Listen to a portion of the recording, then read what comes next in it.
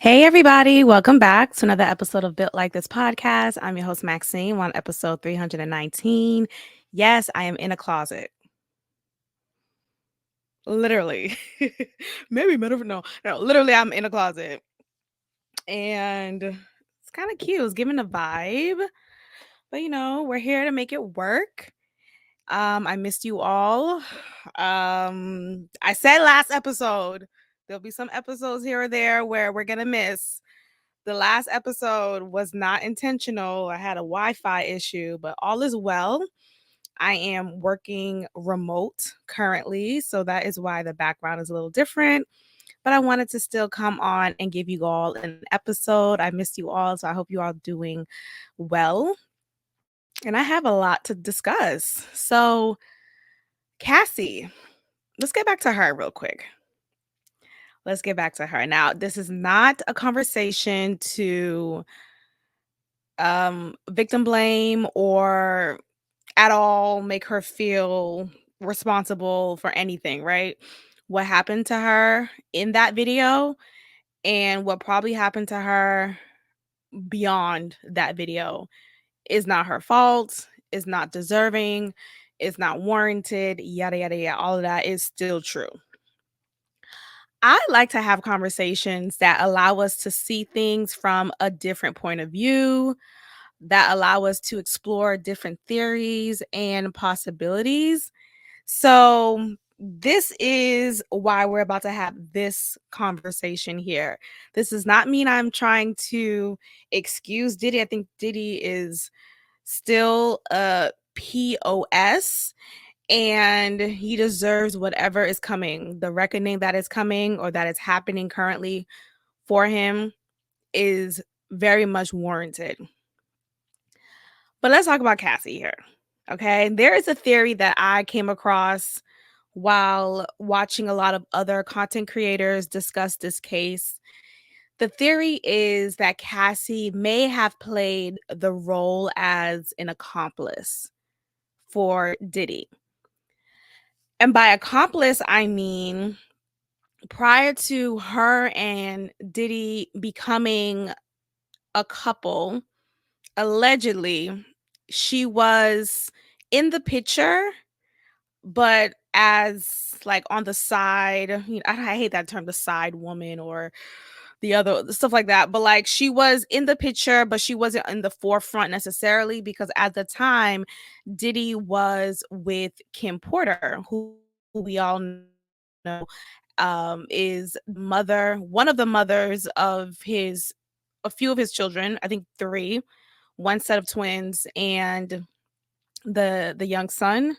No, is Sean is the clone of Diddy? Is that Kim's son?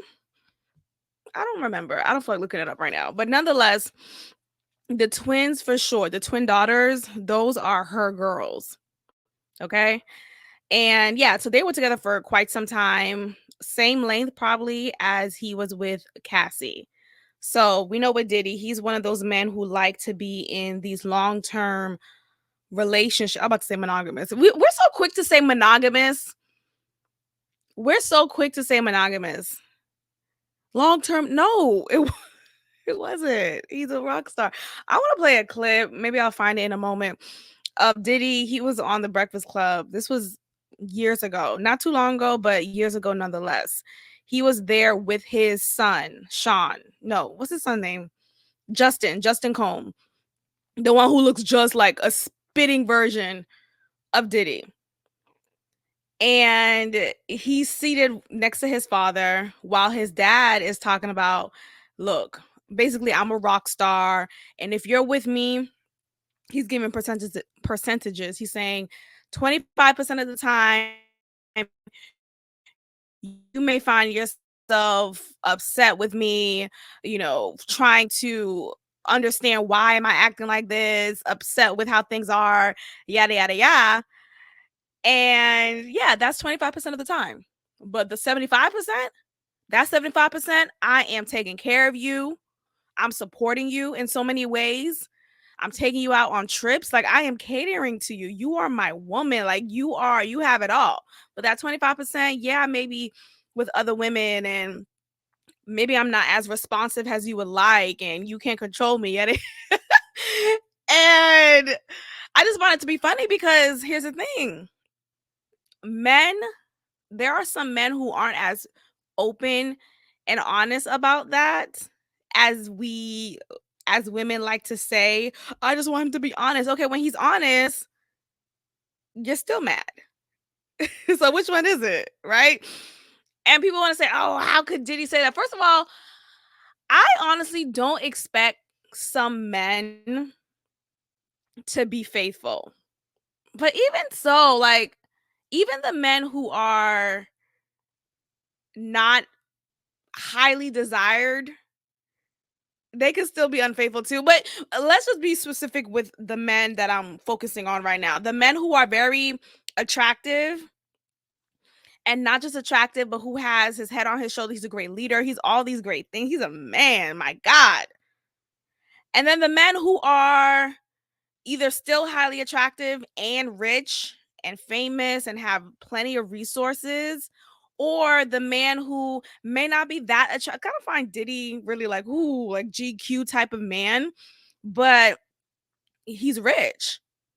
You could go on yachts with him. You could go to Paris with him, right? So there's a lot of perks to being with him. Those type of men, I feel like you'll be a fool to believe, to even have hope that he is only dealing with one woman. And I think because we live in this society where we have these Disney movies, we have these ABC shows that make you believe monogamy is the the only way to a fulfilling life, or to a life of happiness and joy and iterative relationships that are romantic, then you are POS. And it's a lot of unpacking, it's a lot of decolonizing, it's a lot of stuff like that. And especially if you came from a religious background. I think I'm just speaking to myself right now, honestly. I think I want to invite someone on the pod to discuss this type of topic, because I just been going through it mentally, just trying to like unpack certain things and philosophies that I've been conditioned to believe. And it's just, yeah, it's an interesting thing. So anyway, so with Cassie, yeah, so anyway, so in that interview, Diddy said that.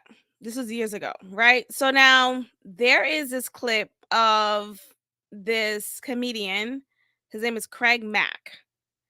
He is one third of the Corey Holcomb podcast, 5150 show. Whoa. And look, if you watch Corey Holcomb, if you watch that podcast, if you listen to his comedy, he is very, what's the word, polarizing? But I think he's a truth teller as well. And I really admire and lean towards people who are not conditioned with the ways of society and how the media wants us to operate. And I really respect that. So I really appreciate his commentary and his thought process. I look forward to what he says.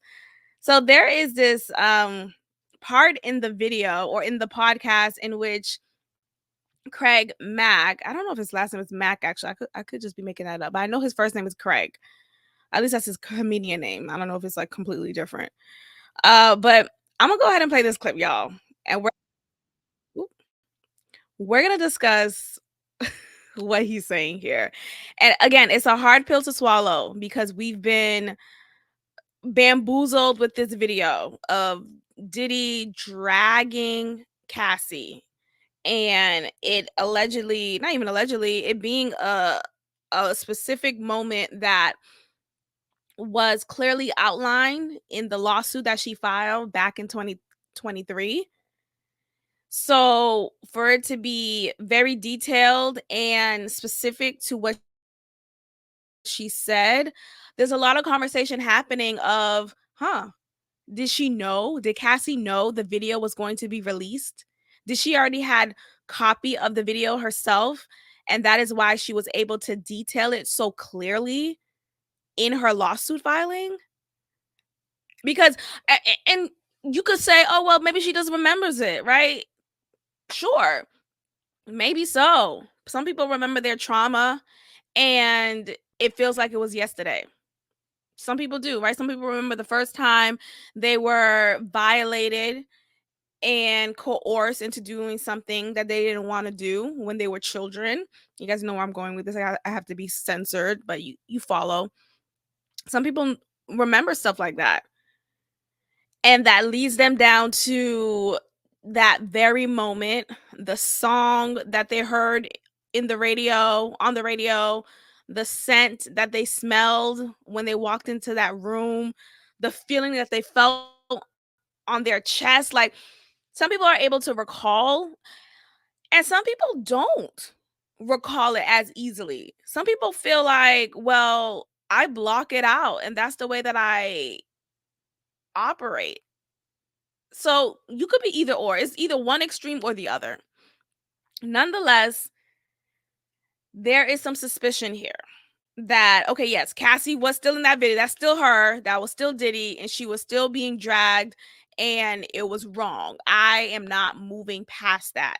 I'm just expanding the conversation into what if while she was with Diddy, as we know, as we knew her to be with him in the public element, what if while she was with him, she was an accomplice to some of the deeds, not deeds really, but some of the actions and behaviors that Diddy imposed upon her?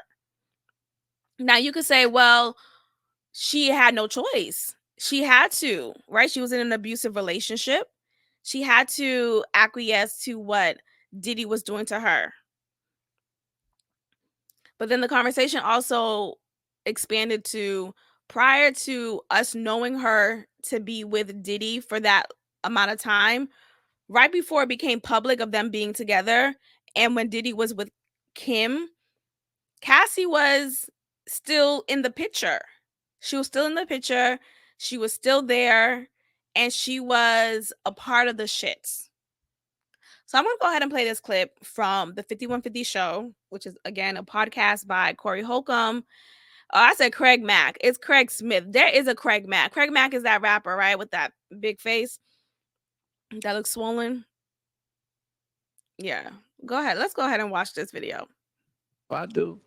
What do you mean? Go ahead. Hey, man, see, you wasn't here, so I want him to hear this. Cassie ain't the bitch y'all think she is. I always say this, man.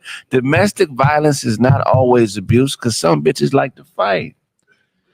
Cassie. And I want to pause right there. Let's talk about that for a moment. We do oftentimes like to immediately paint the woman as the victim in these sorts of relationships, right? So when we think about Rihanna and Chris Brown, for example, yes, the pictures that we saw of Rihanna's face, that was horrid. That was awful. But the story goes, allegedly, she may have given him some type of venerable, I don't want to look it up because I hate when you look up some types of like words and they immediately show you a picture of that type of disease, and it's so gross. But it's alleged that she gave him something sexually that he didn't want to get, obviously, and he found out, and then boom, boom, boom, boom. Which is still not okay, right? You don't hit people, but one can understand. That's one. The story that I also heard was she was getting, or no, I think he found something on her phone. He confronts her. Either way, the point is, the conversation was they have had a history of them both bickering, both going back and forth. Like, she would throw things at him, allegedly. I'm talking about Rihanna, and he would react. This time or that time in that car, it got too far.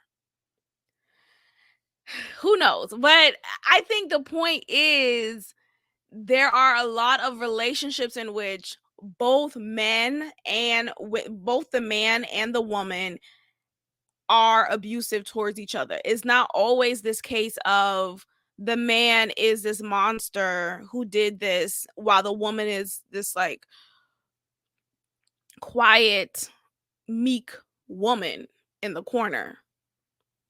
Same thing about Tina Turner and Ike Turner.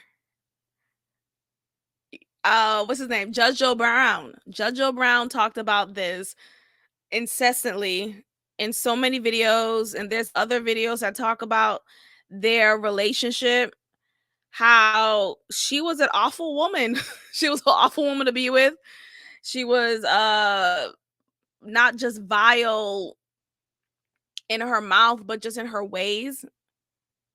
Who knows? So the point is, a lot of women, and I'm also thinking about Candace Dillard.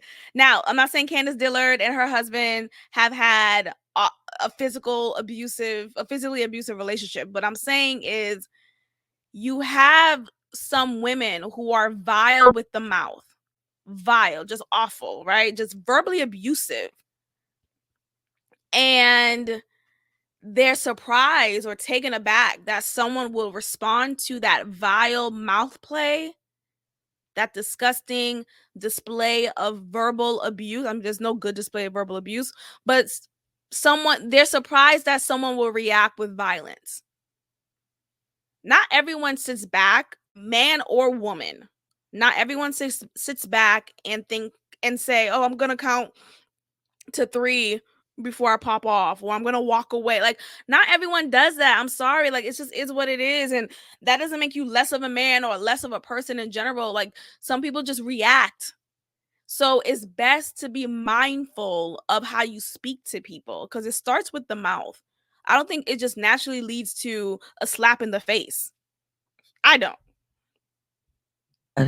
Is the same woman that would go to Puff Daddy's house while Kim Porter was alive and watch Puffy beat on Kim, cuss Kim out, abuse Kim, and laugh at Kim. Kim's friends have came out and it's documented that they say Cassie used to be torturing Kim with Puff. She is. Whew. Now that's a lot, right? That's a lot to take in. That is the story that is also being said. That Cassie is an accomplice or has been one with Diddy and was responsible, or is in part responsible for the abuse that took place against another woman, Kim Porter. So how can we be so quick to want to, paint her out as this victim and yada yada yada, when in actuality she was just as horrid? Is not this victim broad that everybody is making her out to be. This is a treacherous bitch. Anytime a woman that is that beautiful is dating a nigga that is that regular looking, she's hustling her pussy. This is a woman. And didn't I say that? Like, again, Diddy is not this man who is sought after primarily for his looks. I'm not saying he's an ugly guy. I'm not. I don't think he's an ugly guy. I'm just saying, he doesn't even close his mouth. Like, what? What are we talking about? But he's not someone, like, I just feel like he's not someone, ooh, oh my gosh, he's so fine. Like, you don't think about, like, masturbating to him. Like, I don't see it. I don't see it. So the only reason why women would sought over him is for his riches, his fame, his resources, the access, and the perks. Woman that hustles vagina, and we treating her like she a Claire Huxtable or a respectable everyday woman. This bitch is a libido whore. She's libido hungry, and she's money hungry, and she's eating, sucking, and fucking on anybody that got the paper. That $30 million settlement she got, a portion of that should go to Kim's kids. Okay, so I'm gonna pause right there real quick, right? And I want us to just kind of unpack that some more. So with Cassie, she was this young woman. They were, I think, 18 years apart. But here's the thing: I don't really care about like the age gap in romantic relationships like that, like a lot of other people do. What I do care about is the time when the relationship began. So for her to be a fresh 19-year-old while he was 38, that is a little uncomfortable for me.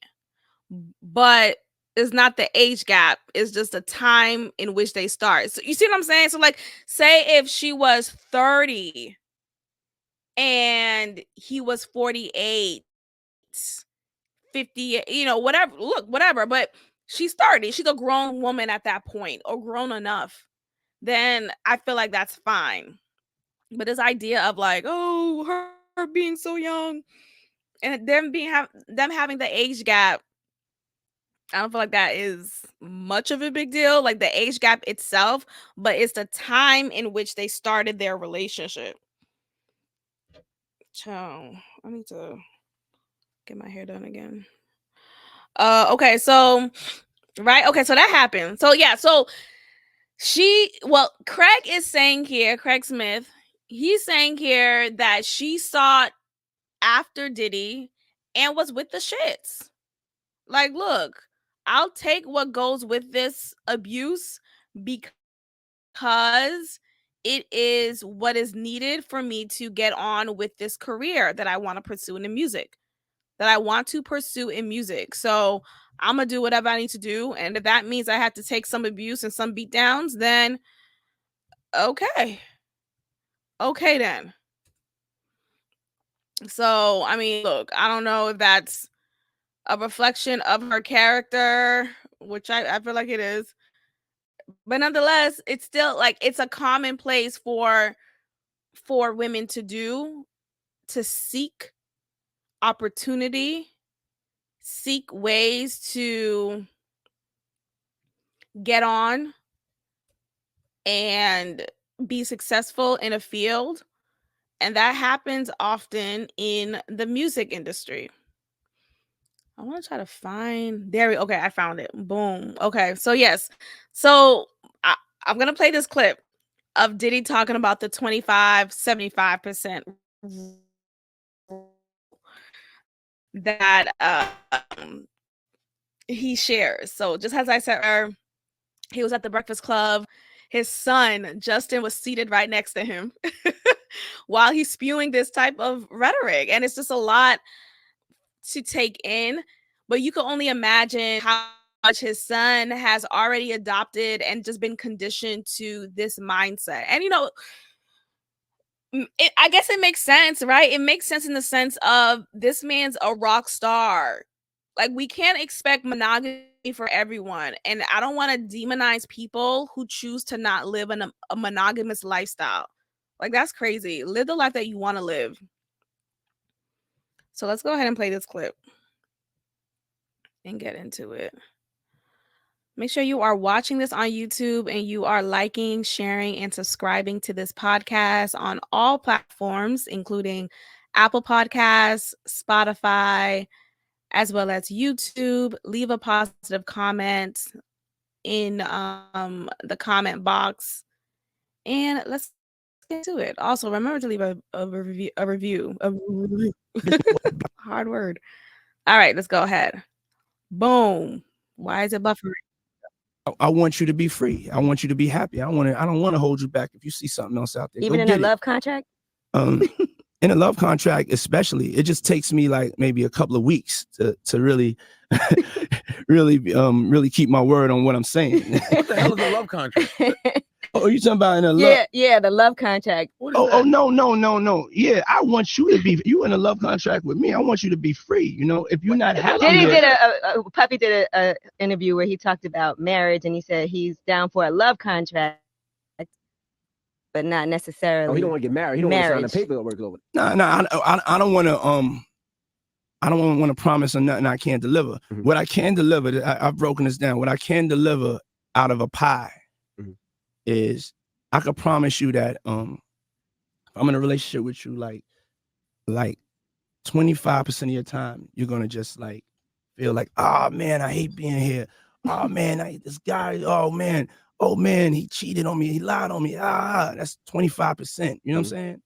But then there's 75% of I'm gonna make you the happiest woman in the whole wide world. I'm gonna be there to support your dreams. I'm gonna be there to hold you, listen to you. I'm gonna be there to be your best friend. And I promise you'll smile the most. You know who I am. This is what it is. 25%, 75%. Which deal would you choose? Now, for most of you guys, don't try this at home. Don't try that at home. Because you gotta be this worth probably isn't going to work for you. to get that on. No, you have to be honest. Marriage is about honesty. Do not try this at home. Marriage is about honesty. This is a different type of marriage. Let's go into a new time, a different type of marriage. Married men here don't get, flustered. Let's be honest. I'm bringing 25% of some bullshit. Okay. Now, can she tell you 25% of the time you're going to say the same thing to her and feel the same way, and the other 75% of the time you'll be happy? Yeah, but try this. If she can promise me that 75% of the time, I'll take that. Nah, girl, because what? Take that. Okay, if you're watching this right now, you see the top of this clip here is a still shot of Diddy and Cassie I think they were at the Met Gala here. And watching this in hindsight, now that we are aware and we have proof of their volatile, physically violent relationship, everything that we see of them makes me feel like, oh my gosh, there's some sinister tone in this. Like, it makes me uncomfortable. The way that he's looking at her, he's like, say that shit one more time. When we get back in the house, when we get back in the okay, physical violence is not funny, but it's just funny right here. It's just funny. Right here is funny. Let's go ahead and continue. And she can do the other 25%. You can't let the girls cheat, Diddy. No. No. I didn't say. That was my list. Oh, that's your list. Our list is different. Yeah, her list. Maybe I'm just talking about me. I can only speak for me, and what I could offer is that happiness. Because if not, then you are in a 50-50 situation, young lady. You are marrying somebody, you're in a 50-50 situation. And the statistics, you know what I'm saying? You have to weigh your options. And I think that's 25% of bullshit. That's what you're gonna give me. And I can get it's 75%, and you are the great. I'm gonna take that. Damn right. Okay, well, there Can we you have forgive it. a woman for cheating? I don't know why it's like buffering. The ghetto. Okay, well, there we have it, child. The 25-75 rule.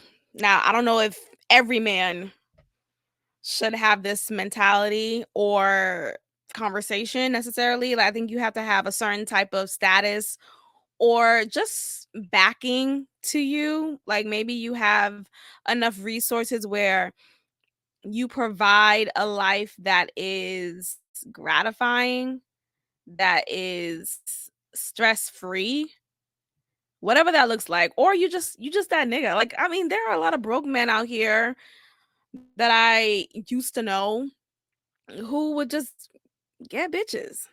They would get bitches and they had a good hand. I'm not saying physically, but like metaphorically, they had a good hand. They had a way of having order and just structure in their relationship. So it just worked out. So anyway, there we have it. The 25-75. Would you guys do that? Would you guys be interested in something? And let's again, I need to have someone on this podcast. I may reach out to a friend who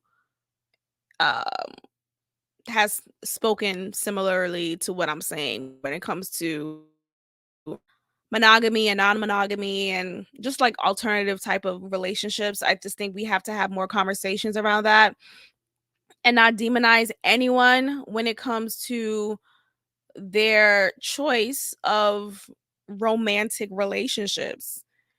What makes you happy is what makes you happy. And I think we get so caught up in what we think is law when it comes to moral code. Now, I think what we could all agree with is you shouldn't murder when there's no like fault or there's no like reason for it, right? You shouldn't just kill people just willy-nilly. No. Defense, self-defense, and it leads to murder, then it just is what it is. That I think that's more acceptable period.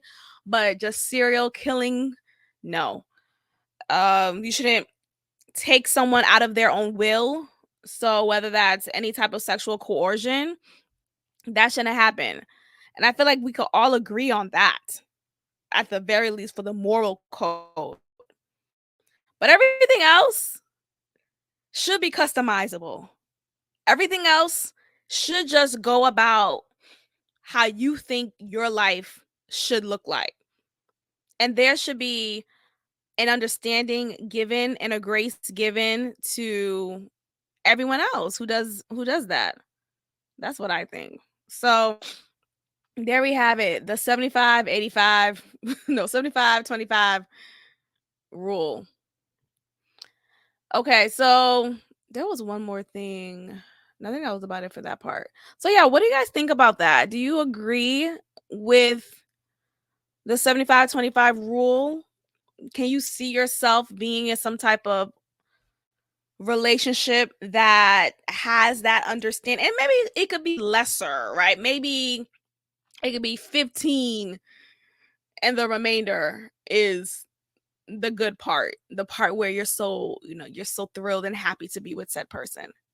Who knows? But I think to each their own, and we should move away from judging others and just allow ourselves to just be happy in whatever situation that we have painted and created for ourselves. Speaking about ourselves, let's talk about this TikTok influencer mom who is a single mom, quote unquote. I'm using the quotation here because she is proven to have been a liar. And I want to talk about this because there is a currency online of people presenting a particular narrative of this like damsel in distress. I'm broken. No one loves me. There's a currency from that because people could relate to that. People are commenting. There's a high engagement. And when you look at social media, the point is if you want to make it as an influencer, if you want to make money from it online, you have to make people be engaged to your content.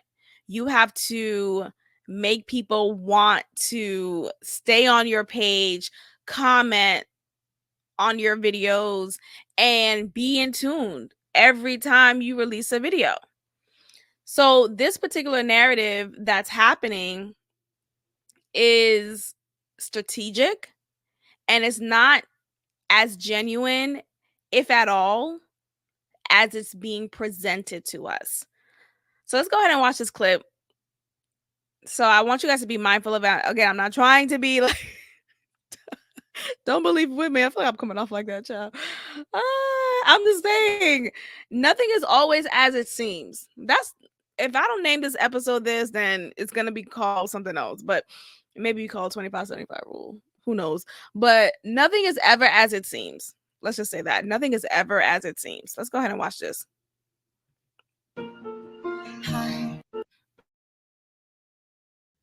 On this music. So you know what? I'm not gonna play it because I don't want to get copywritten, and that's annoying. So if you're watching this right now, again, everyone should be, because you should be subscribed and watching this on YouTube. So thank you very much. If you are watching this, you see here, I'm making it full screen.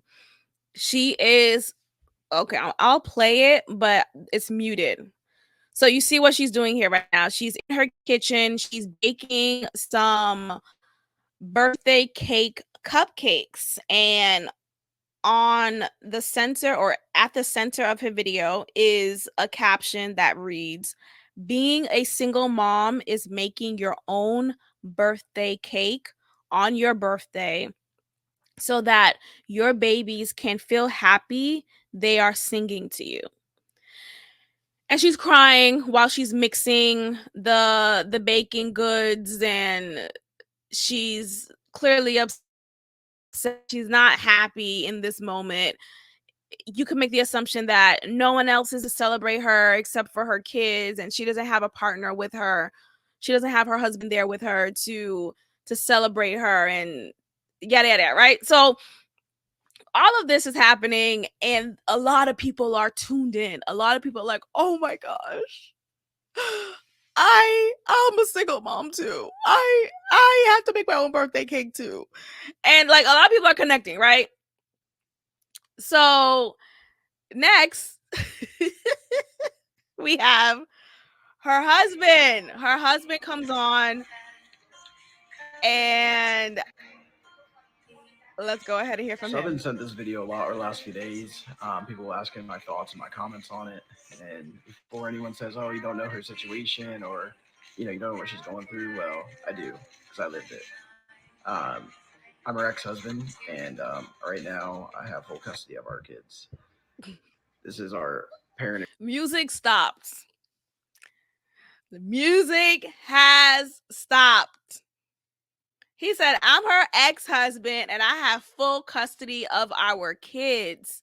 Look at here. There's a document that proves what I'm saying." I'm cracking up because we don't oftentimes hear from the men when they call out women and they have sufficient evidence to support what they're saying. Because even if they don't have evidence and what they're saying is necessary to be said, people don't often believe men. They don't. They're quick to believe the women and quick to paint the man as this horrible person. And it's a continuous stereotypical painting of men. But in this case, not only is he saying he divorced his ex-wife, not only is he saying he has full custody of their kids, but he has the backing of the document that proves such. Agreement. As you can see, I have all weekdays and weekends, time sharing with the kids, all at holiday academic breaks. And for her to get any rights back to the kids, these are the things that she needs to do. And yes, child support. So this woman here, in order for her to have her children back in her custody, there is a list of items that she must fulfill. This includes child support. Child support. Can you believe that? And we don't hear this enough from women, right? Or about women. We don't hear that women. Hold on. Let's see what's going on. Okay, yeah. So where were we? He is presenting evidence that supports what he's saying. Okay, that this woman here is not who y'all think she is. She is not this scorned woman who was ridden from her husband because of the husband's actions. No, she is not stable. She is not a stable woman, and that is why she does not have custody of our children. And she has to pay me child support. And she has all these other cases that she has to present and fulfill to the court in order to be deemed suitable and stable enough to raise our children. Up to over $21,000. So she's a mother and doesn't pay child support. Now we see a picture here of her in custody at the sheriff's office because of failure of child support payments. We don't see this enough of women, right? We don't see, I've never seen a photo of a woman in custody because of failure of child support. I've never seen that. So for him to present this to us in this video is very telling. Very telling. And it's very telling of the times that we're in. Very telling of the times that we're in, because again, we assume the husband is at fault and that's why she's making her own birthday cake. But in actuality, that's not the case. She was then arrested for check fraud, and during that hearing, it turned out that it was found that she stole almost $1 million from another guy. And also, she faked cancer in the past. These are scans that she would send and post on her page before. So, to sum it up, this person, for people that follow her or giving her praise and telling her how strong and how, amazing she's doing, well, she's really not a full time mom. She barely has her kids. She goes out all the time. Um, and she doesn't even have a job, even. So she just really not someone that other single moms should really be looking towards as for inspiration or anything like that.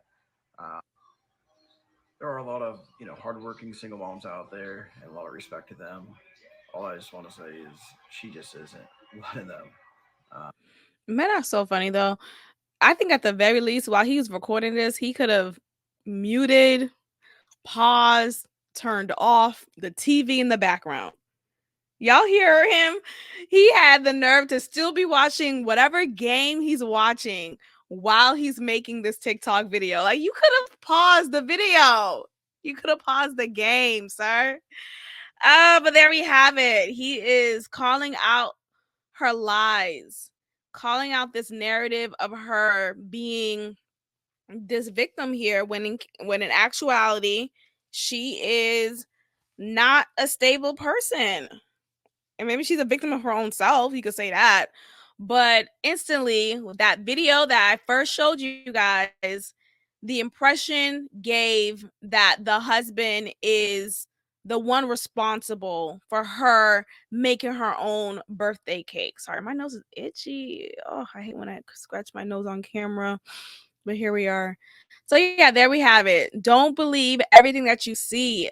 Not all is as it seems. Let's move forward. So Vivica A. Fox. Vivica A. Fox. Let's talk about first. Let's give the context here. She is 59 years old. Okay? Let's be very clear. She is a 59-year-old woman.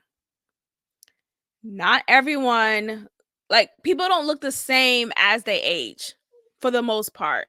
They don't. And that's okay. We have to stop age shaming people, women in particular. We have to stop. So that's one, right?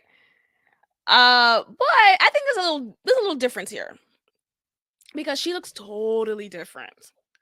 I get it, she's 59. I get it, she's older, but she just looks totally different, and she has been looking different gradually prior to her current self. Her current self-image wasn't what it was in recent years. It's very different from how we've known her to look. I'm going to share my screen and you'll see what I'm talking about. This is Vivica A. Fox now. Vivica A. Fox looks like this. Her face is super puffy and round, when it used to look like this. Very slim, narrow, tender looking. Less work was done. Maybe nothing was done at this point. But once we look at this photo, we see that she has tried to get, well, not even tried, she has gotten some work done. Fillers, Botox, whatever the name is for it, she got it done. And it's present in how her face looks and how bloated it looks. This is the same thing with Madonna. Madonna has this look too, where everything in her face looks swollen. It looks bloated. It looks fat, literally like a fat face. And it just looks unsettling, because wait, what happened to who's this? Who's this blow up doll? Who is this blow up doll? Anyway, so in this very interview, so this is where this picture comes from. She is talking about how she is taking applications for a partner. You gotta leave your options open. That's what she says, end quote. And I want us to discuss this topic here, or this conversation in general, because she's getting a lot of backlash for sharing this and being vulnerable with us. And I feel like it's a little unfair, but let's go ahead and get into it because, why not? So let me go ahead and share the screen and let's see what she got to say. Intimidated by who and what I am. Yeah. That likes to travel. Yeah. Gonna let me go shopping. Yeah.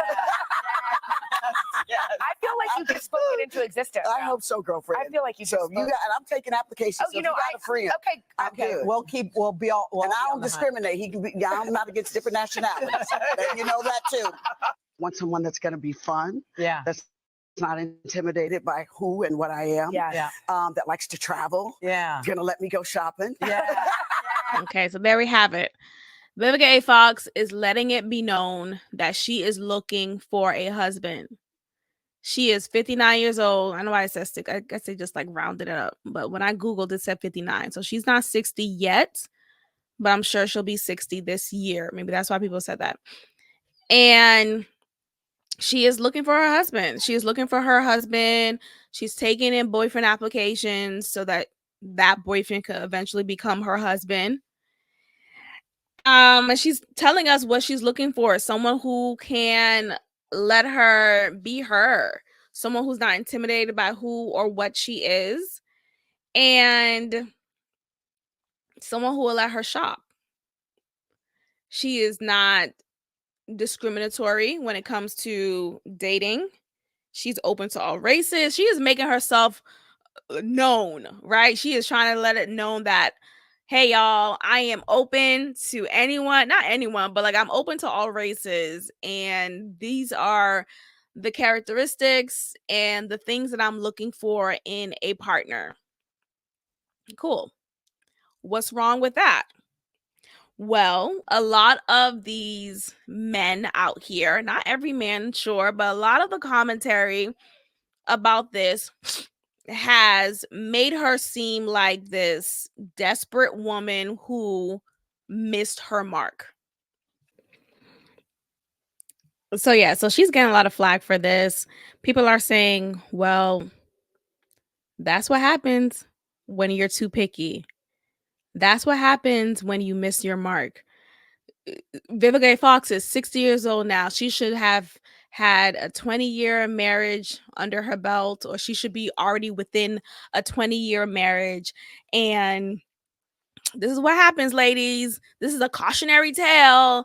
And just this like ageism that comes along with women of her same age range who desire a romantic relationship. We don't know her history. We don't know if she was previously in a relationship, whether she was married or not, previously. It doesn't matter. Like, so she was married earlier on in her career, only for 4 years though. Apparently, while she was married to that husband, she was the caretaker, not the financial caretaker. She was the one making a lot of the payments, and that was a strain on her financially, and she felt like she could do better. And so it left her divorced and dating 50 Cent years later. But you would think that relationship with 50 Cent lasted for a long time. And I say that because since their breakup, they have gone back and forth at each other because of things Vivica has said about him in the public. She has come on different shows, different platforms, talking about how much she still loves 50 Cent, how happy she was with him, and just the details of their relationship. She has given that to the public time and time again, unprovoked. Yet they only dated for, I think it was just like 4 months. So either 50 Cent is that dude, or what. But the point is, this was not something that lasted long. And we don't know Vivica A. Fox to have been with someone else afterwards. At least we don't know it publicly. So it's just is what it is. Like, I think, sure, maybe she made some mistakes in her past. Maybe she was too picky and it left her coming across like, oh, I'm too good for you. Oh, I'm too good for you. You know, it left her missing her guy. I think, yeah, there's some responsibility there that she could definitely take away from that. But look, it doesn't mean that she can't find love now or that she can't want to express that she desires for it now. It's fine. Like, I don't know. I just, on one hand, I kind of agree. I'm trying to come off like I don't, honestly. Look at me lying. But on one hand, I understand. I understand how if you are someone who has been waiting for your God, and I'm now painting this in the this like religious sector. If you were born in the church, if you grew up in the church, you were raised to believe that you should want and desire a God-fearing man. I want my godly man. I want my man of God. He has to know the Bible front to back to front. He has to recite verses on command. He has to know how to go on the pulpit and preach a word if demanded to do so. He has to go to church every Sunday. He has to be a ministry leader. He has to do this, he has to do that. All of these things. And it's like, but what does that mean though? Because people do these things because it looks good. It looks the part. The optics are great. Yet his character behind the scenes may not be. He may not be attentive to you as his woman. He may not be a hard worker. He may not be an honest man. Like, there are so many other reasons why I would try to steer people away from falling victim to that mindset. But again, it goes back to what I was saying earlier. It comes from a lot of conditioned programming and just conditioning overall. We have to decolonize our mind when it comes to what we desire in a relationship and what we want from our romantic partner. Hello? Am I preaching a word? I take offerings and tithes. I smell some bacon. Is he making some food? So yeah, there we have that. But God bless her. I wish her well. I wish she didn't do all that to her face, but it is what it is. It's been done. And look, I'm sure she could find someone. She's still a beautiful woman. She's just someone who maybe could have made different choices. Maybe she shouldn't have been as picky. If she was, if we just go along with that narrative, maybe she shouldn't have been as picky as she was. If she was. So there we have it. Vivica A. Fox, we wish you well. Let's wrap it up with this Lenny Kravitz situation. And I may talk about one more topic afterwards. Let's see. But Lenny Kravitz says he has been abstaining from sex for 9 years.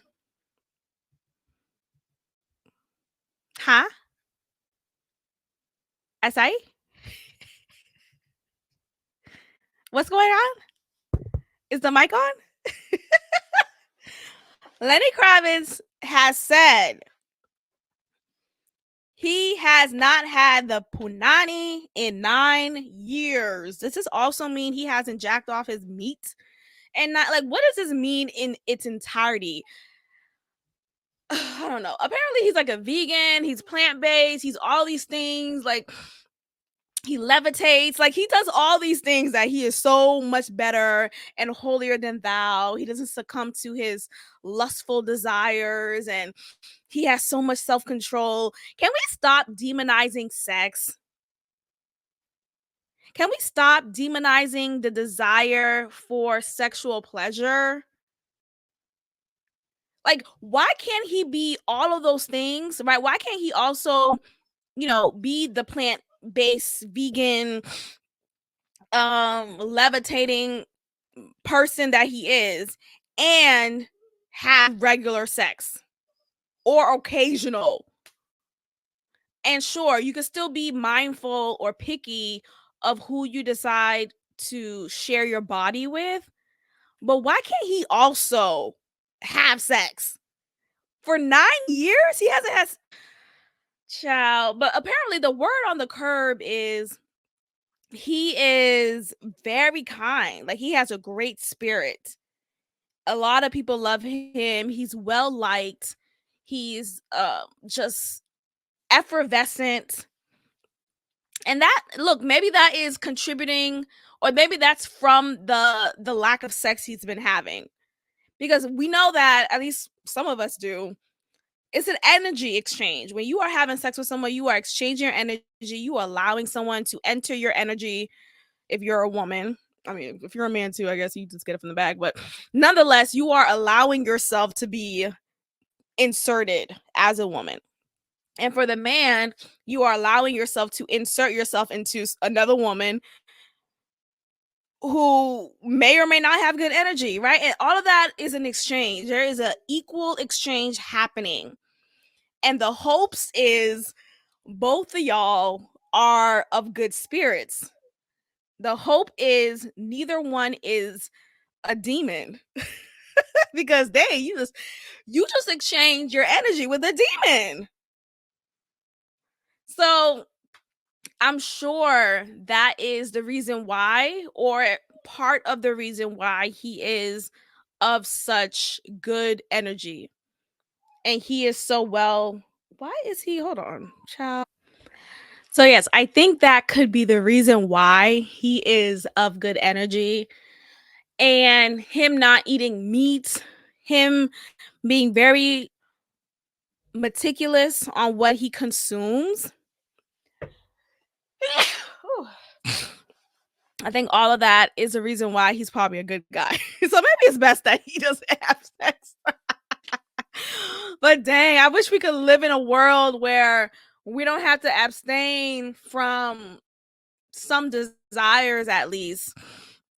If it's like, consensual. Some people, like, there are some monsters out here who have desires to violate other people. That's not what I'm talking about. I'm just talking about natural desires when it comes to, we are sexual beings, we are spiritual beings, and we are all of these things. So, okay, sure, he's feeding his spiritual side, he's eating right, and he's reading the right books, and he's exercising. That's great for his body. But you have genitalia, right? You have sensitivities in your nips, right? Like, you have the desire to have sex. So this, like, abstaining from sex for 9 years, I just find that to be pretty dramatic. But now people are saying that it's a rollout. That is not true. He's just doing this because he has an album coming out, and this is his way of getting some clout.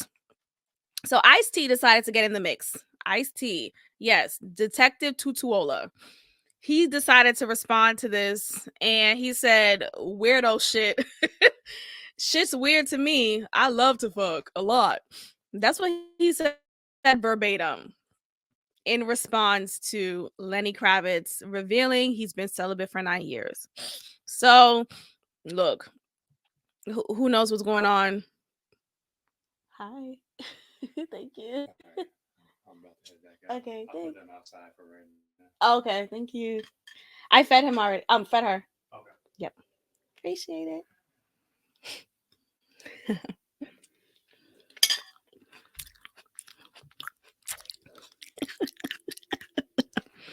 Okay. So there we have it. Lenny Kravitz, celibate for 9 years. A good black man. He's a good man, Savannah. He's a good man. Okay, let's end with our last topic here.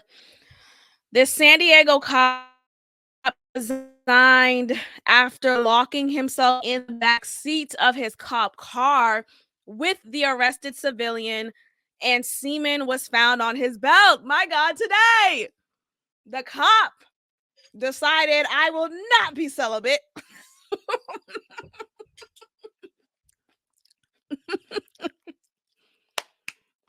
The cop said, no, I'm going to get some by any means. If that means going in the back seat of this police car, I will get some punani. There we have it. So this is a wild story, okay? You would think this happened in Florida, but nope, it happened in San Diego. So let's see. Let me go ahead and read this. The San Diego cop, his name is, on the internet, it's a little slow right now. His last name is Hair, which is an interesting, literally Hair. So that's interesting. I'm just gonna paraphrase it because it's buffering right now. But okay, so he was locked in the back seat of his cop car after the person he arrested, this woman he arrested, came on to him. She was like, "Oh, are you single? Oh, I'm so horny right now. Oh, I want to F. I want to F. I want to F." He says to her, "You can't say that. Don't stop saying that. Stop saying that. I'm recording right now." Then he conveniently disarms or whatever it is, just disconnects his recorder, his body cam recorder, and enters the back seat of the cop car, which he shouldn't have, because as we know, the cop car and the back seat of the cop car, it's locked. Like, it's a child-proof lock. So whoever is arrested in the back seat can't just, oh, I'm gonna get out. Regardless, they can't get out. I guess he forgot. I guess this woman was so hot and he was so attracted to her. Maybe, I don't know. He succumbed. He succumbed to his sexual desires. And to that, I say he should have abstained. To that, I say he should have abstained. So again, not every time you have sexual desires should you act on it, or should you make it more than what it is. But in this case, he did what he wanted to do for his flesh, and he was found in the backseat of the car. Not found. Well, yes, he was found because he couldn't get out, and he had to call one of his cop friends who he thought was someone who'll keep it on the down low. But of course, it got revealed, which is why I know, and many of you know this story. So now he resigned. I don't know if he wanted to resign first before getting fired or whatnot, but nonetheless, this guy's a nut. So one more nutty cop off the streets, just like these thugs. All right, you guys, thank you so much for listening. I appreciate your support. Make sure you are subscribed. You leave a positive review on Apple Podcasts and Spotify. And you tell a friend to tell a friend. I will check in with you all next time. Peace.